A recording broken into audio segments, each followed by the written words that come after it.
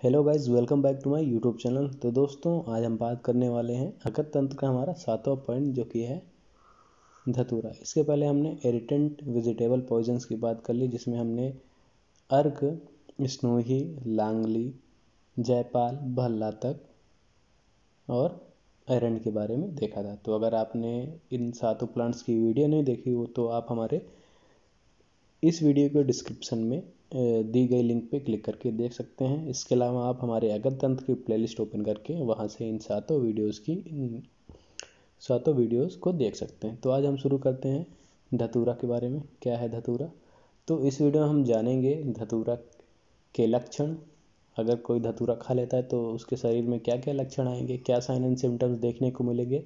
उसके बाद हम बात करेंगे इलाज के बारे में, क्या उसका ट्रीटमेंट रहेगा या मैनेजमेंट रहेगा, क्या उपचार रहेगा। ठीक है। और सिलेबस में जो पॉइंट दिया है, फीटल डोज, घातक मात्रा क्या है धतूरा की, घातक क्या है, जो कि हमारा फीटल पीरियड है, साइन एंड सिम्टम्स, ट्रीटमेंट और पोस्टमार्टम अपीयरेंस। फिर इसके बाद में हम लास्ट में देखेंगे मेडिको लीगल इंपॉर्टेंस। तो ये 6 पॉइंट हम कंप्लीट करेंगे सिलेबस के अकॉर्डिंग।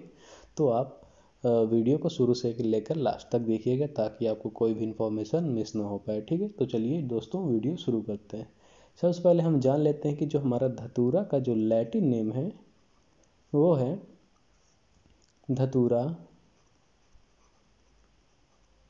मीटल। तो धतूरा मीटल इसको हम बोलते हैं, इसका जो लैटिन नेम है इसका धतूरा मीटल नाम है। ये कौन से टाइप ऑफ पॉइजन में आता है? तो अकॉर्डिंग टू मॉडर्न तो ये आता है हमारा न्यूरोटॉक्सिक डेलिरिएंट पॉइजन में। न्यूरोटॉक्सिक डेलिरिएंट पॉइजन के अंदर, जबकि इसको आयुर्वेद में रखा गया है हमारा स्थावर वनस्पतिक विष। ठीक है, वनस्पतिक विष। तो जितने भी पॉइजन्स होते हैं प्लांट ओरिजिन वाले, वो सारे आयुर्वेद के अकॉर्डिंग वो स्थावर वनस्पतिक विष में रखे जाते हैं। अब बात करते हैं हम धतूरा का फीटल डोज। तो धतूरा का जो फीटल डोज, तो ये धतूरा का जो फीटल डोज है वो है, अगर सीड्स की बात करते हैं तो इसमें जो टॉक्सिक पार्ट होते हैं सीड्स होते हैं। तो इसकी सीड्स जो हैं वो अगर कोई 75 से 125 सीड के अंदर, मतलब ये फीटल डोज बताया गया है सीड्स। जबकि एक केमिकल होता है इसमें हायोसिन। तो इसका जो फीटल डोज बताया गया है हायोसिन का, वो 15 से 30 mg बताया गया। तो 15 से 30 mg इसका हायोसिन का है, जबकि सीड्स का 75 से 125। ठीक है। अब हम बात करते हैं इसका जो हमारा फीटल पीरियड है। तो फीटल पीरियड इसका बताया गया है 24 घंटे, 24 आवर्स इसका फीटल पीरियड बताया गया है। तो फीटल पीरियड और फीटल डोज आपने देख लिया। अब बात करते हैं, अगर किसी ने धतूरा के जो सीड्स बताए गए हैं उसको खा लिया तो उसमें क्या साइन एंड सिम्टम्स देखने को मिलेंगे, अर्थात क्या लक्षण देखने को मिलेंगे या उसके शरीर पे क्या चेंजेस देखेंगे, वो बात करते हैं। तो लक्षण देखते हैं हम, साइन एंड सिम्टम्स देखते हैं। तो धतूरा का जो सिम्टम्स है आप 9D के नाम से याद रखिएगा, 9 डेज। तो ये पूछा जाता है एग्जाम में, 9 डेज ऑफ धतूरा। तो आप ध्यान में रखिएगा। तो 9 डेज में सबसे पहला हम बात करते हैं, इसमें होता है हमारा ड्राइनेस ऑफ माउथ। इसके अलावा दूसरा जो पॉइंट है इसका वो है डिस्फेजिया। आप जानते हैं कि डिस्फेजिया मतलब होता है कि खाने को निगलने में प्रॉब्लम होना। थर्ड पॉइंट हम बात करते हैं जो कि हमारा डिसआर्थरिया।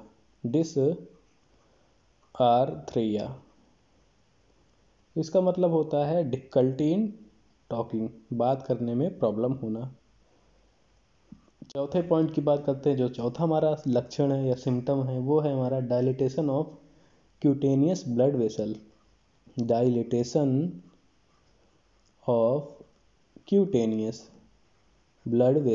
ठीक है, ये ब्लड वेसल है। तो इसमें क्या होता है, जो हमारी ब्लड वेसल्स हैं, क्यूटेनियस ब्लड वेसल्स, उसमें डायलिटेशन हो जाता है, बात करने में प्रॉब्लम होती है, डिस्फेजिया, खाने को निगलने में दिक्कत होती है, और जो हमारा मुंह है वो सूख जाता है, मतलब ड्राइनेस ऑफ माउथ। ठीक है, पांचवें पॉइंट की हम बात करते हैं। तो पांचवा पॉइंट जो है हमारा वो है डिप्लोपिया। ठीक है, डिप्लोपिया मतलब होता है ए डायलिटेशन ऑफ प्यूपिल। जो हमारा प्यूपिल है, जो पुतली होती है आपकी, उसका डायलिटेशन ऑफ प्यूपिल। ठीक है, तो ये डायलिटेशन ऑफ प्यूपिल हो गया। छठवां जो लक्षण है इसका, सिक्स सिम्टम है, वो है dry hot skin. Dry hot skin. ठीक है, तो जो व्यक्ति अगर कोई जो धतूरा खाया है, तो अगर वो फेटल डोज के वो ज़्यादा खा लिया, मतलब घातक मात्रा में खा लिया है, तो उसकी जो स्किन रहेगी वो ड्राई हॉट स्किन हो जाएगी, मतलब ड्राई सूखी रहेगी और बहुत जलती हुई स्किन, उसकी जो त्वचा रहेगी वो मिलेगी। सातवें पॉइंट की बात करते हैं। तो जो सातवां पॉइंट रहेगा वो हमारा ड्रंकन गेट। ड्रंकन गेट आप जानते हैं, ऐसा लगेगा कि व्यक्ति जो है वो मदिरा मतलब दारू पिया हुआ है, तो उसका जो गेट रहेगा, चलने फिरने का ढंग रहेगा, ऐसा लगेगा कि वो पिया हुआ है, मतलब उसने शराब पी है। आठवां पॉइंट हम बात करते हैं आठवें पॉइंट की। तो आठवें पॉइंट में है हमारा डेलीरियम। डेलीरियम जैसे पागल व्यक्ति होते हैं ना कि कुछ भी करते रहते हैं, उस प्रकार डेलीरियम मतलब कुछ भी उल्टा फुल्टा करना। तो 8 पॉइंट की बात कर ली। अब हमारा जो लास्ट पॉइंट है, जो 9वां पॉइंट है, वो है हमारा ड्राउजीनेस। ठीक है, ड्राउजीनेस। तो हमने देख लिया कि जो 9D है, 9 इसी यही सिम्टम्स हमारे। तो ड्राइनेस ऑफ माउथ, अगर कोई धतूरा खा लेता है तो उसका जो मुंह होता है वो बहुत सूख जाता है, बहुत ज़्यादा सूख जाता है। डिस्फेजिया, उसको निगलने में प्रॉब्लम होती है। इसके अलावा डिसआर्थरिया, बात करने में प्रॉब्लम होती है, बात नहीं कर पाता वो सही से, उसके जो शब्द होते हैं वो लड़खड़ाते हैं। Dilatation of cutaneous blood vessel, जो ब्लड वेसल हैं क्यूटेनियस ऊपर वाली, उसमें डायलिटेशन हो जाता है, उनके वॉल्यूम मतलब बढ़ जाते हैं वो। इसके अलावा diplopia, dilatation of प्यूपिल। Dry hot skin, skin जो रहेगी, त्वचा रहेगी वो जलती हुई, जलने के समान प्रतीत होगी, जलन रहेगी उसमें, बहुत हीट मिलेगी वो। इसके अलावा ड्रंकन गेट, डेलीरियम और ड्राउजीनेस। ठीक है, इसके अलावा कुछ और साइन एंड सिम्टम्स देखने को मिलते हैं जो कि आप ध्यान में रखिएगा। जैसे यहाँ पे इंक्रीज रिस्पायरेशन, जो पेशेंट की जिसने धतूरा का सेवन किया है या धतूरा खा लिया, तो उस केस में उसका जो रिस्पिरेशन है, मतलब सांस लेने की गति जो है वो बढ़ी हुई मिलेगी, तो इंक्रीज रिस्पायरेशन। इसके अलावा उसमें रैपिड पल्स, जो पल्स रहेगी उसकी पल्स भी उसकी बढ़ी हुई मिलेगी। ठीक है, तो इसको हम रैपिड पल्स बोलते हैं। तीसरा पॉइंट इसमें आप ऐड कर लेते हैं कि जो उसका यूरिनरी ब्लैडर होता है, मूत्राशय जो होता है, मूत्राशय, वो उसमें डिस्टेंशन देखने को मिलेगा। डिस्टेंशन मतलब बढ़ा हुआ मिलेगा वो डिस्टेंशन। ठीक है, तो डिस्टेंशन ऑफ यूरिनरी ब्लैडर। ठीक है, तो आप ध्यान में रखिएगा ये जितने भी 9D हैं, इसके अलावा ये 3 पॉइंट। ठीक है, तो ये लक्षण हो गए हमारे धतूरा के। अब बात करते हैं हम मैनेजमेंट की। मैनेजमेंट, तो कैसे ट्रीटमेंट करना है, या जो हम धतूरा का क्या इलाज है, इलाज या उपचार क्या है, वो हम देखते हैं। अगर किसी ने धतूरा खा लिया है तो अब उसका इलाज कैसे करेंगे। तो सबसे पहले आप रिससिटेशन करवाएंगे पेशेंट का। रिससिटेशन, पुनर्जीवन इसको बोलते हैं। तो उस केस में अगर पेशेंट जो है उसके एयरवे, मतलब जो उसके हवा जाने की उसके शरीर में रास्ता है, एयरवे जो भी है, और ब्रीथिंग, तो एयरवे और ब्रीथिंग मैनेजमेंट करेंगे। तो एयरवे के लिए अगर उसके एयरवे जो रास्ता है, जैसे ट्रैकिया हो गया हमारा, ठीक है, तो उस केस में अगर उसके ट्रैकिया में कोई भी अवरोध है, चाहे वो म्यूकस वगैरह हो या कुछ भी हो, तो उस केस में वहाँ पे आपको सक्शन के थ्रू उसको साफ करना चाहिए, या इंडोट्रैकियल ट्यूब का प्रयोग करना चाहिए। अगर बहुत ज़्यादा दिक्कत होती है तो वहाँ पे ट्रैकियोस्टोमी किया जाता है। ट्रैकियोस्टोमी ये क्या होता है, ट्रैकिया में डायरेक्ट गले के पास से वहाँ पे सर्जरी होती है और वहाँ पे उसके एयरवे मैनेजमेंट किया जाता है। ठीक है। सेकेंड हम बात करते हैं इसके जो हमारे ब्रीथिंग मैनेजमेंट कैसे करना है। तो ब्रीथिंग मैनेजमेंट के लिए आप वहाँ पे वेंटिलेशन पे इसको वेंटिलेटर पे इसको सपोर्ट दे सकते हैं, वेंटिलेटर सपोर्ट का। इसके अलावा इंजेक्शन एमाइनोफाइलिन का उपयोग कर सकते हैं। इंजेक्शन एमाइनोफाइलिन या इंजेक्शन हाइड्रोकॉर्टिसोन। रिस्पायरेटरी सपोर्ट के लिए आप इंजेक्शन एमाइनोफाइलिन या इंजेक्शन हाइड्रोकॉर्टिसोन का उपयोग कर सकते हैं, जो कि आपके रिस्पायरेशन में हेल्प करेगा। ठीक है। रिस्पायरेटरी सपोर्ट के लिए दिया जाता है ये रिस्पायरेटरी सपोर्ट। ठीक है। तो ये आपका हो गया पहला पॉइंट, रिससिटेशन। अब हम बात करते हैं हमारा रिमूवल ऑफ अनएब्जॉर्ब पॉइजन। जो हमारा दूसरा स्टेप है यहाँ पे मैनेजमेंट में या ट्रीटमेंट में या कह सकते हैं इलाज में, वो है हमारा रिमूवल ऑफ अनएब्जॉर्ब पॉइजन। तो जो भी पॉइजन अब अनएब्जॉर्ब मतलब एब्जॉर्ब नहीं हुआ है, तो उसको कैसे रिमूव करना है बॉडी से, वो बात देखते हैं। तो सबसे पहले अगर पेशेंट जो है ओरिएंटेड है, बेहोश नहीं हुआ है, कॉन्शियस है, मतलब उसके वाइटल स्टेबल हैं, वो कॉन्शियस है और उसके वाइटल्स स्टेबल है, मतलब ठीक ठाक है और सारे उसके ऑर्गन्स वगैरह सब कुछ सही है, तो उस केस में हम ईमेसिस करवाते हैं। ईमेसिस मतलब होता है वमन। ठीक है। तो वमन करवाएंगे। इसके लिए हम सॉल्ट वाटर यूज़ करते हैं। सॉल्ट वाटर मतलब नमक पानी। इसके अलावा हम सिरप इपिकैक का यूज़ करते हैं। सिरप इपिकैक जो कि वमन करवाता है, जिससे उल्टी होती है। ठीक है। तो इसका डोज जो है 30 ml है एडल्ट के लिए। तो आप वहाँ पे उल्टी करवा सकते हैं, वमन करवा सकते हैं अगर पेशेंट ठीक ठाक है और उसके कॉन्शियस है, मतलब बेहोश नहीं हुआ है और उसके वाइटल्स स्टेबल है। दूसरी पॉइंट की हम बात करते हैं, अगर पेशेंट जो है डिसओरिएंटेड या अनकॉन्शियस है, मतलब बेहोश है और उसके वाइटल्स जो हैं अनस्टेबल हैं, तो उस केस में आप वहाँ पे उसका स्टोमक वॉश करवाएंगे केमनोफोर सॉल्यूशन के थ्रू। ठीक है। Stomach wash by KMnO4 solution. तो KMnO4 सॉल्यूशन के द्वारा आपको स्टोमक वॉश करवाना है अगर उस पेशेंट जो है वो ठीक ठाक कंडीशन में नहीं है या बेहोश है। तीसरा पॉइंट इसमें आता है माइल्ड परगेशन भी करवा सकते हैं, विरेचन जिसको कहते हैं, जो कि गुदा मार्ग द्वारा किया जाता है। इसमें आप यहाँ पे MgSO4 या Na2SO4 सॉल्यूशन का यूज़ कर सकते हैं। तो आप माइल्ड परगेशन या परगेशन कैसे करवाएंगे, तो MgSO4 मैग्नीशियम सल्फेट या सोडियम सल्फेट के थ्रू आप वहाँ पे परगेशन करवा सकते हैं, जिसका डोज 15 ग्राम है। ठीक है। तो 15 ग्राम आप देंगे तो वो माइल्ड परगेशन हो जाएगा। तो ये कंडीशंस हैं जिससे क्या होगा कि अगर पेशेंट का जो है उसका पॉइजन जो है अभी एब्जॉर्ब नहीं हुआ है, उस केस में आप करा सकते हैं, वमन करा सकते हैं, मतलब उल्टी करवा सकते हैं, उसके पूरे स्टोमक को धुलाई करवा सकते हैं, स्टोमक वाश, आंत्र प्रक्षालन वगैरह जिसको कहते हैं, और माइल्ड परगेशन, ठीक है, विरेचन करवा सकते हैं। अब हम बात करते हैं हमारा तीसरा स्टेप या तीसरा प्रोसेस मैनेजमेंट में या इलाज में, जो कि है रिमूवल ऑफ एब्जॉर्ब पॉइजन। तो अगर पॉइजन एब्जॉर्ब हो गया है तो उस केस में आपको क्या क्या स्टेप फॉलो करेंगे या क्या ट्रीटमेंट करेंगे आप, उस केस में हम बात करते हैं।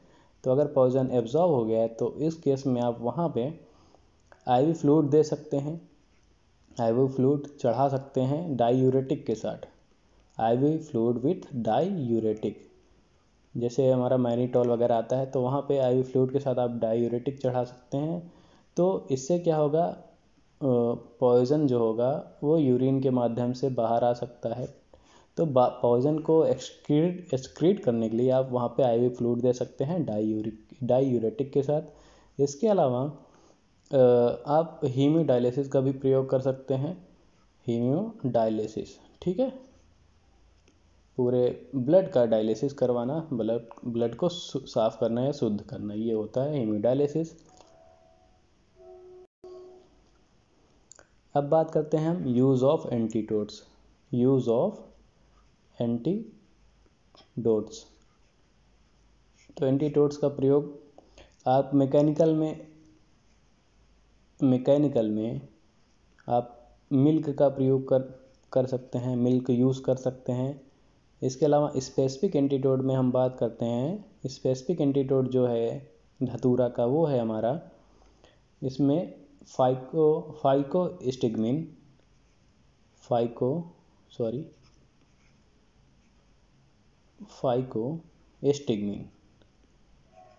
तो फाइकोस्टिग्मिन का जो इंजेक्शन आता है उसको आप दे सकते हैं यहाँ पे। इसका जो डोज है 0.5 to 1 mg,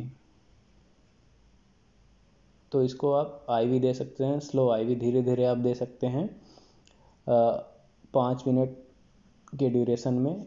और इसके साथ साथ आपको कार्डियक मॉनिटरिंग करनी है, मतलब ईसीजी मॉनिटरिंग करनी है, ईसीजी, ठीक है। तो उसके कार्डियक मॉनिटरिंग के साथ साथ आप इसको आईवी में दे सकते हैं 5 मिनट। जो इसका टाइम रहेगा वो 5 मिनट, ड्यूरेशन जो रहेगा 5 मिनट के अंदर आप इसको 0.5 से 1 mg दे सकते हैं। इसके अलावा आप पाइलोकार्पिन का यूज़ कर सकते हैं, इंजेक्शन पाइलोकार्पिन लगा सकते हैं, पाइलोकार्पिन। तो आप इसका 2 एंटीडोट ध्यान में रखिएगा। फाइकोस्टिग्मिन जिसका डोज है 0.5 to 1 mg, slow IV for 5 minute with ECG monitoring. इसके अलावा इंजेक्शन पाइलोकार्पिन।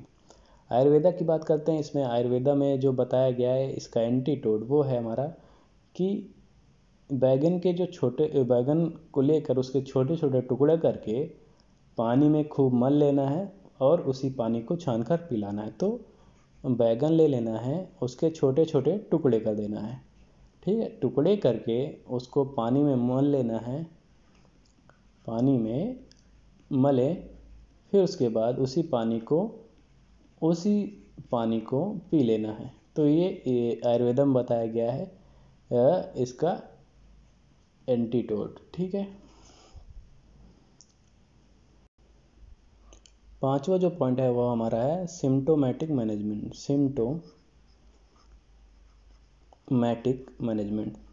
तो सिम्टोमेटिक मैनेजमेंट में जो भी लक्षण आ रहे हैं तो उसको कंट्रोल करने के लिए लाक्षणिक चिकित्सा जिसको बोलते हैं, कि जिस प्रकार के लक्षण आ रहे, जैसे लक्षण आ रहे उस हिसाब से चिकित्सा करनी है। तो इसमें जैसे अगर सीजर्स आ रहे हैं, सीजर्स मतलब होता है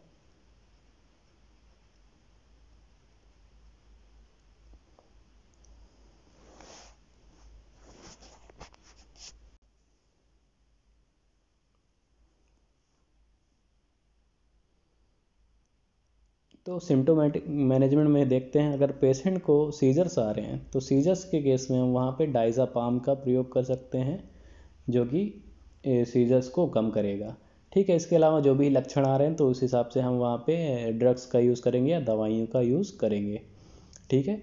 तो हमने यहाँ पे बात कर लिया सिम्टोमेटिक मैनेजमेंट में सीजर्स अगर हो रहा है तो डायज़ापाम। अगर एंटीडोट की बात करते हैं तो मैकेनिकल पे हम मिल्क का यूज़ करेंगे, जबकि स्पेसिफिक में हम इंजेक्शन फाइकोस्टिग्मिन का यूज़ करेंगे या फाइलोकार्बिन का यूज़ करेंगे। इसके अलावा आयुर्वेदा के अकॉर्डिंग बैगन के छोटे छोटे टुकड़े करके पानी में मल लेना है और उसको छान कर पी लेना है, ठीक है। रिमूवल ऑफ एब्जॉर्ब पॉइजन में हमने देखा था कि आईवी फ्लूइड को डायूरेटिक के साथ देना है, जो कि पॉइजन को एक्सक्रीट करेगा यूरिन के माध्यम से, यूरिन के थ्रू। इसके अलावा आप हीमोडायलिसिस भी करा सकते हैं। इसके बाद पहले हमने देखा था सेकंड पॉइंट में कि रिमूवल ऑफ अनएब्जॉर्ब पॉइजन, अगर पॉइजन एब्जॉर्ब नहीं हुआ है तो उस केस में क्या क्या किया था। अगर पेशेंट ओरिएंटेड है, कॉन्शियस है और उसके वाइटल्स जो हैं स्टेबल हैं, तो उस केस में हमने वमन करवाया था, उल्टी करवाई थी सॉल्ट वाटर के थ्रू या सिरप आइपिकैक के थ्रू। अगर पेशेंट डिसओरिएंटेड है, अनकॉन्शियस है, बेहोश है और उसके वाइटल जो हैं अनस्टेबल हैं, तो उस केस में हमने स्टमक वॉश कराया था, ठीक है। इसी प्रकार हमने रिससिटेशन में देखा था एयरवे मैनेजमेंट के लिए सक्शन करवाया था, ट्रैकिस्टोमी या इंडोट्रैकियल ट्यूब का प्रयोग किया था। ब्रीथिंग मैनेजमेंट में के लिए हमने वेंटिलेशन का प्रयोग किया था या इंजेक्शन एमाइनोफाइलिन या इंजेक्शन हाइड्रोकॉर्टिसोन का प्रयोग किया था रेस्पिरेटरी सपोर्ट के लिए, ठीक है। अब बात करते हैं हम पोस्टमार्टम अपीयरेंस की। तो पोस्टमार्टम अपीयरेंस में अगर बॉडी का पोस्टमार्टम होता है, मृत्यु हो गई है धतूरा की पॉइजनिंग से, तो उस केस में पोस्टमार्टम में क्या देखने को मिलेगा वो बात करते हैं। तो एक्सटर्नल फाइंडिंग्स में हम देख सकते हैं कि जो एक्सटर्नल फाइंडिंग्स में हमें साइंस ऑफ एक्सफेजिया दिखेगा, साइंस ऑफ एक्सफेजिया, ठीक है, एक्सफेजिया का साइंस दिखेगा। ये आगे हम वीडियो में पढ़ाएंगे एक्सफेजिया के साइंस वगैरह जो भी है। इसके अलावा इंटरनल फाइंडिंग्स में आपको देखने को मिल सकता है, इंटरनल फाइंडिंग्स में पोस्टमार्टम में वहाँ पे आपको सीड रेसिड्यू देखने को मिल सकता है, सीड रेसिड्यू स्टोमक में, ठीक है।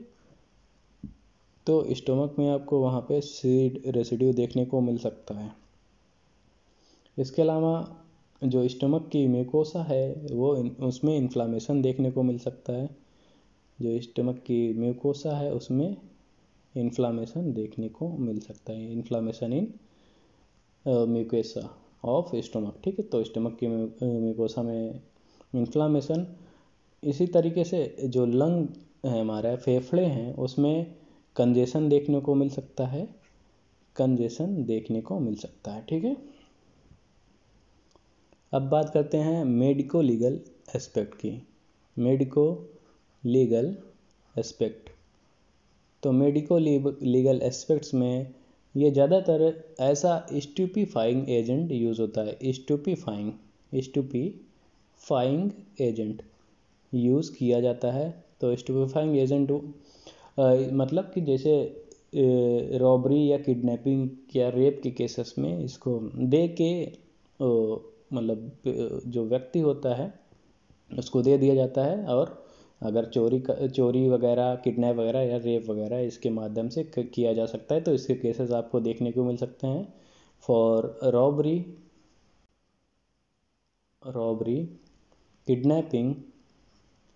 किडनैपिंग और रेप के केसेस में ये देखने को मिला है। किसका यूज़ किया गया है, इसको रेल पॉइजन के नाम से भी जाना जाता है, रेल रोड पॉइजन, क्योंकि ये रेलवे लाइंस के किनारे इसके प्लांट्स बहुत पाए जाते हैं, रेल रोड पॉइजन। इसके बाद हम बात करते हैं इसका जो यूज़ ज़्यादातर दूसरे मतलब उसमें जो होता है ऐसा एबॉर्टिफिशिएंट मतलब एबॉर्शन के लिए इसका यूज़ होता है, क्रिमिनल एबॉर्शन के लिए इसका यूज़ किया जाता है, ठीक है, क्रिमिनल एबॉर्शन। तीसरा पॉइंट, हम एक्सीडेंटल पॉइजनिंग भी इससे हो सकती है चिल्ड्रंस में। तो चिल्ड्रन में केसेस देखने को मिले हैं कि बच्चे इसको एक्सीडेंटली इसके सीड्स वगैरह को खा लेते हैं, तो उनके में एक्सीडेंटल पॉइजनिंग देखने को मिली है, ठीक है। तो हमने यहाँ पे देख लिया धतूरा के लक्षण, उसकी घातक मात्रा और काल, साइन एंड सिम्टम्स देखा, लक्षण देखा, मैनेजमेंट देखा, इलाज कैसे हो गया, ट्रीटमेंट कैसे होगा, और फिर उसके बाद पोस्टमार्टम अपीयरेंस और मेडिको लीगल एस्पेक्ट। तो मतलब कहाँ कहाँ पे ये धतूरा यूज़ किया जा सकता है, किस किस केसेस में, और पोस्टमार्टम अपीयरेंस में क्या क्या देखने को मिलेगा, ठीक है। तो आई होप वीडियो आपको, ये जो वीडियो थी समझ में आई होगी धतूरा के बारे में। अगर ना समझ में हो तो अपना डाउट आप कमेंट बॉक्स में पूछ सकते हैं, ठीक है। और आप अपना डाउट हमारे इंस्टाग्राम चैनल पे भी हमको फॉलो करके वहाँ से पूछ सकते हैं। इसके अलावा आप हमारे टेलीग्राम चैनल को फॉलो कर सकते हैं, और इसको चैनल को जितना हो सके शेयर कीजिए, ताकि सबको ये जो इन्फॉर्मेशन है, ये जो स्टडी रिलेटेड मटेरियल्स मैं प्रोवाइड करता हूँ, सबकी हेल्प हो सके, ठीक है। तो मिलते हैं नेक्स्ट वीडियो में, तब तक के लिए धन्यवाद, थैंक यू, ठीक है।